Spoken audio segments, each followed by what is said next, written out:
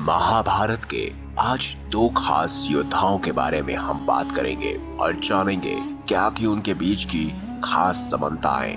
आप देख रहे हैं द भक्ति।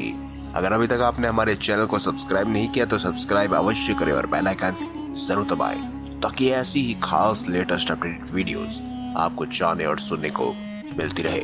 भगवान श्री कृष्ण और भीष्म पितामह दोनों ही आश्चर्यजनक रूप से उनमें कुछ समानताएं थी जिन्हें जानकर आप हैरान रह जाएंगे।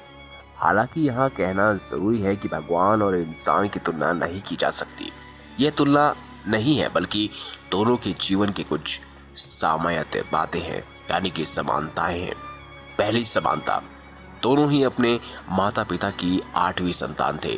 भीष्म गंगा और शांतनु की, तो कृष्ण भगवान देवकी और वासुदेव के 8वें पुत्र थे। दूसरी समानता यह है कि दोनों ही सर्वश्रेष्ठ धनुर्धर थे। श्री कृष्ण के धनुष का नाम शारंग था, वहीं भीष्म के धनुष का नाम वाव्य था। तीसरी समानता, प्रतिज्ञा के प्रति दोनों की दृढ़ प्रतिज्ञा थे।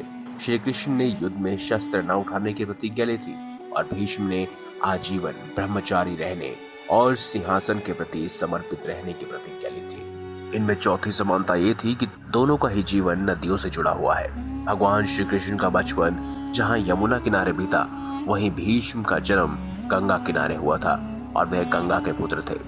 दोनों की मृत्यु बाण से हुई थी। भीष्म पितामह के शरीर को जहां बाणों से छलनी कर दिया गया था, वहीं भगवान श्री कृष्ण को एक शिकारी ने पैर में बाण मार दिया था, जिसके चलते उन्होंने देह त्याग दिए थे। वहीं इनमें छठी समानता ये है कि दोनों ही पांडव प्रिय थे। भगवान श्री कृष्ण को पांडव प्रिय थे, साथ ही भीष्म पितामह को भी पांडव प्रिय थे। भीष्म पितामह भी युद्ध में पांडवों की जीत की कामना ही करते थे।